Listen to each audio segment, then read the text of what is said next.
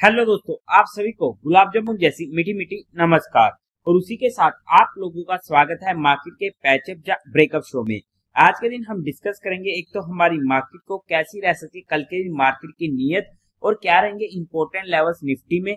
और होने वाला है ट्यूसडे का दिन जहां पर हमें बोथ साइड की वॉलेटिलिटी देखने को मिल जाती है, और साथ ही साथ होने वाली है फिन निफ्टी की एक्सपायरी। और उसी के साथ साथ कल के दिन होने वाली है दो आईपीओ की फाइनल डेट, जहां पर एक main line IPO Bajaj style retail and second हमारे पास SME IPO Bose packaging solution होने वाला है। तो इन दोनों आईपीओ में क्या रहेगा मेरा पर्सनल डिसीजन, उसे भी हम स्टडी आउट करने की कोशिश करेंगे। साथ ही साथ कल के दिन होने वाली चार चार आईपीओ की लिस्टिंग, जहां पर तो एक main line IPO Premier Energies होने वाला है, जहां पर इस आईपीओ की लिस्टिंग का तो सभी को बेसब्री से इंतजार है। और बाकी तीन एसएमई आईपीओ होने वाले, तो इन सभी में क्या रहेगी लिस्टिंग स्ट्रेटेजी, उन पॉइंट्स को हम डिस्कस करने की कोशिश करेंगे। तो अभी से इस वीडियो को लाइक और चैनल को सब्सक्राइब कर दीजिएगा। अगर मैं सबसे पहले आज के दिन का एफआईए और डीआई डाटा की बात करूं, तो आज के दिन एफआईए ने 1735 करोड़ की बाइंग करी है, वहीं पर डीआई ने 356 करोड़ की बाइंग करी है। नेट में बाइंग का फिगर एक अच्छा फिगर है, जो हमारे लिए और मार्केट के लिए पॉजिटिव हो जाता है। अब अगर मैं सबसे पहले आईपीओ की बात करूं, तो देखो, अगर मैं सिंपल सी बात करूं, क्योंकि अगर हमारे पास फंड लिमिटेड है और वहां पर हमें रैंकिंग बनानी हो, तो हमारे पास दो मेन लाइन आईपीओ और दो एसएमई आईपीओ होने वाले, जहां पर हमें हमारे पैसे को प्रॉपर्ली इन सभी आईपीओ में एलोकेट करना पड़ेगा। तो उस बेस पर जो सबसे पहली रैंकिंग पर आईपीओ आ जाता है वो आने वाला है गला प्रिसिशन इंजीनियरिंग आईपीओ, जहां पर मैं अपने पर्सनल फंड को गला में बिग एचएनआई में एलोकेट करके बाकी में थोड़ा बहुत एडजस्ट करने की कोशिश करूंगा। और वहां पर अगर मैं बजाज स्टाइल रिटेल में अपनी बात करूं इसमें फाइनल डिसीजन की, तो इस आईपीओ को अगर मैं अप्लाई करूंगा तो सिर्फ और सिर्फ रिटेल कैटेगरी से, मैं थोड़ा सा एचएनआई कैटेगरी में इस आईपीओ में नहीं जाऊंगा, बिकॉज मेरा एचएनआई में काफी ज्यादा फंड दूसरे आईपीओ में अलॉट हो जाएगा, और वो आईपीओ इस आईपीओ से काफी ज्यादा बेटर भी देखने को लग रहा है पर्सनली मेरे को। बट अगर मुझे ये आईपीओ एचएनआई कैटेगरी में अप्लाई करना हो, तो वहां पर मैं थोड़ा सा अग्रेसिव होकर इस आईपीओ को अप्लाई करने की कोशिश करता, डिफेंसिव होकर मैं इस आईपीओ को रिटेल कैटेगरी में ही अप्लाई करता। बट ये मेरा पर्सनल डिसीजन है, जो मैंने आप लोगों के साथ एजुकेशनल लर्निंग पर्सपेक्टिव स्टडी किया है, और ऐसा डिसीजन क्यों है वो आप लोगों को इस आईपीओ की डिटेल्ड रिव्यू वीडियो में पता लग जाएगा।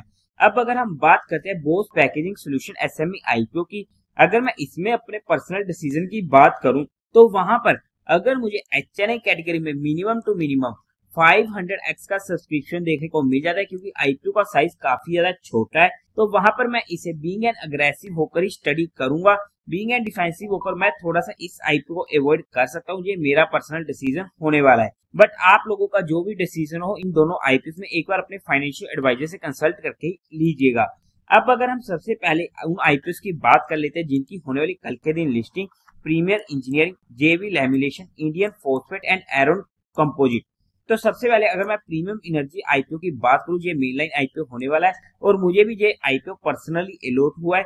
तो यहाँ पर इसमें जो मेरी पर्सनल लिस्टिंग स्ट्रेटेजी रहेगी कि 50% क्वांटिटी को मैं इमीडिएट बुक कर दूंगा, और बाकी 50% क्वांटिटी को पहले 1 घंटे के लो पर ट्रेल करने की कोशिश करूंगा। ये मेरी इसमें पर्सनल लिस्टिंग स्ट्रेटेजी होने वाली है। बट हमारा माइंडसेट, क्योंकि अगर हम वहां पर इसे लॉन्ग टर्म में लेके जाना चाहते हैं, क्योंकि एक सोलर कम सेगमेंट का ये आईपीओ होने वाला है, तो वहां पर पर्सनली मैं लॉन्ग टर्म में नहीं जा रहा हूँ किसी भी आईपीओ में, क्योंकि लॉन्ग टर्म पर्सपेक्टिव मेरा माइंडसेट सिर्फ और सिर्फ म्यूचुअल फंड्स में आ जाता है, और म्यूचुअल फंड से बेस्ट मुझे कोई भी चीज नहीं लगती है लॉन्ग टर्म के माइंडसेट में। तो अगर आप लोग भी चाहते हो कि being a mutual fund distributor हम भी आपका पैसा मैनेज करने में आपकी हेल्प करें, तो आपको डिस्क्रिप्शन में मेरा फोन नंबर मिल जाएगा, आप मुझसे कंटेक्ट कर सकते हैं, आपकी क्वेरी को जल्दी से जल्दी सोल्व कर दिया जाएगा। बट अगर हम चाहते हैं कि यहाँ पर इसे लॉन्ग टर्म में लेके जाना चाहते हैं, तो जितना भी हमने माल खरीदा है या हमें जितना भी माल एलोकेट हुआ है, तो वहां पर उसमें से कुछ पोर्शन को अगर हम लॉन्ग टर्म में भी लेके जाते तो कोई दिक्कत वाली बात नहीं है। बट वो आपका अपना खुद का माइंडसेट होता है कि हम उसको किस तरीके से लेके जाना चाहते हैं। अगर मैं बात करूं इन तीनों एसएमई आईपीओ को, तो सबसे पहले इंडियन फॉस्फेट एसएमई आईपीओ। हालांकि हमने कुछ एसएमई आईपीओ को स्पेशली डिस्कस करते हैं, क्योंकि 90% का मैक्सिमम लिस्टिंग गेन जहां पर लिमिट लग चुकी है, तो उसके बाद हमें वहां पर कुछ अच्छे आईपीओ होते हैं जहां पर हमें और भी ज्यादा लिस्टिंग गेन देखने को मिलने की उम्मीद रहती है।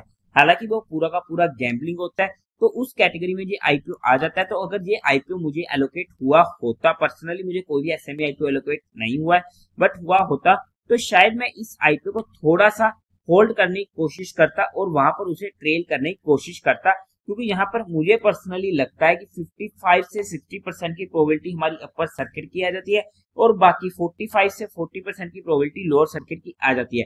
बट सर्किट कौन सा लगेगा किसी को भी नहीं मालूम, वो पूरा का पूरा मार्केट को पता है। इसलिए ये पूरा का पूरा सिनेरियो आ जाता है गैम्बलिंग का, तो वहां पर हमें हमारे रिस्क फैक्टर के अकॉर्डिंग उस चीज को हमें अपने अकॉर्डिंग देखना पड़ेगा। सिमिलरली अगर हम बात करते हैं जेवी lamination and Aaron composite SME IPO की, तो यहाँ पर तो मेरी सिंपल सी लिस्टिंग स्ट्रेटेजी होने वाली थी कि जैसे ये आईपीओ लिस्ट होते हैं मैं वहां पर इमीडिएट बुक करने की कोशिश करता। फिर वहां पर उनमें कौन सा सर्किट लगता है मुझे फर्क नहीं पड़ता था, क्योंकि वहां पर दोनों साइड 50-50 चांसेस होने वाले, कोई भी सर्किट लग सकता है। और वहां पर मेरा मोटो था सिर्फ और सिर्फ लिस्टिंग लेना, मिला तब भी ठीक, नहीं मिला तब भी ठीक, मैं एक बार के लिए वहां से एग्जिट हो जाता हूँ और सर्किट के चक्कर में नहीं पड़ता हूँ अनटिल वो आईपीओ काफी ज्यादा अच्छा ना हो। बट इन सभी आईपीओ में ये मेरी पर्सनल लिस्टिंग स्ट्रेटेजी थी जो मैंने आप लोगों के साथ education and learning perspective study करी है। आप लोगों को कौन कौन से आईपीओ एलोकेट हुए हैं कमेंट सेक्शन में बता दीजिएगा और आप सभी को कांग्रेट्स। और उसी के साथ साथ कोई भी एक्शन लेने से पहले एक बार अपने फाइनेंशियल एडवाइजर से कंसल्ट जरूर कर लीजिएगा। अब अगर हम हमारी मार्केट की बात करते हैं तो सिंपली हमारे लिए इंपॉर्टेंट स्पोर्ट था ये वाला, जहां पर मार्केट आई ही नहीं थी तो हमारा वहां पर कोई काम हुआ ही नहीं था। अब अगर हम कल के लिए मार्केट की बात करते हैं तो हमारे लिए जो इमीडिएट सपोर्ट का काम करेगा वो लेवल हमारे पास अभी भी यही होने वाला 25,190 का। अगर मार्केट इस लेवल के आसपास आता है तो वहां पर हमारे लिए ऊपर की साइड बाउंस आ सकता है एक छोटे से 30 पॉइंट के स्टॉप लॉस के साथ। बट अगर मार्केट इसको तोड़कर नीचे को जाता है और वहां पर सस्टेन करता है तो हमें नीचे की साइड की मूव देखने को मिल सकती है, जहां पर हमारे लिए मेजर सपोर्ट का काम करेगा 25,000 का लेवल।